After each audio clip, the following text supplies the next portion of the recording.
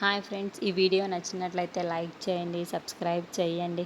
వసుంధర దేవి ఇంట్లో వరలక్ష్మి వ్రతం జరిపించుకోవడానికి మళ్ళీ మాలినిని అలాగే అరవింద్ గౌతమ్ వాళ్ళు కూడా వస్తూ ఉంటారు. అలా వాళ్ళందరూ కూడా వరలక్ష్మి వ్రతానికి చాలా సంబరంగా జరుపుకుంటూ తల్లి నువ్వే చల్లగా చూడాలి అని చెప్పేసి మొక్కుకుంటూ ఉంటారు. ఇంతలో అక్కడికి మైసమ్మ వాళ్ళ భర్త అయితే కొంతమంది రౌడీలను పెట్టి మళ్ళీని ఎలాగైనా కిడ్నాప్ చెయ్యాలి అని చెప్పేసి అంటూ ఉంటాడు.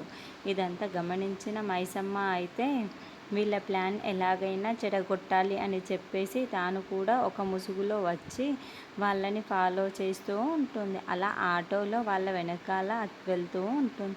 ఇంతలో అక్కడున్న పంతులు గారు అయితే పూజని చాలా ఘనంగా జరుపుతూ ఉంటారు. అది చూసిన మళ్ళీ మాలిని వాళ్ళు అయితే చాలా సంతోషిస్తూ ఉంటారు. అమ్మ, ఇక హారతి పూర్తయింది, మీరు హారతిలు తీసుకోండి అని చెప్పేసి వాళ్ళకి ఇస్తూ ఉంటాడు.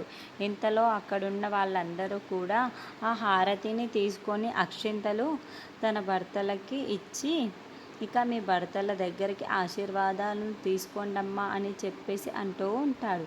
ఆ మాటలు వినగానే అక్కడున్న వసుంధర దేవి వాళ్ళ ఆయన అయితే అక్షంతల్ని కిందన చల్లేస్తూ ఉంటాడు. అది చూసిన వసుంధర దేవి అయితే ఒక్కసారిగా షాక్ అయిపోతూ ఉంటుంది.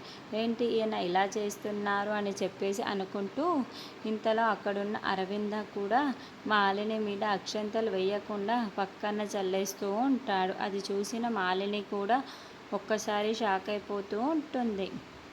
ఇంతలో అక్కడున్న గౌతమ్ కూడా మళ్ళీ మీద అక్షంతలు వేయకుండా పక్కన వేసేస్తూ ఉంటాడు. అది చూసిన మళ్ళీ అయితే ఏంటి వీరేం చేస్తున్నారు, అక్షంతలు వేసి మమ్మల్ని దీవించడం అన్నారు, కానీ మీరేం చేస్తున్నారు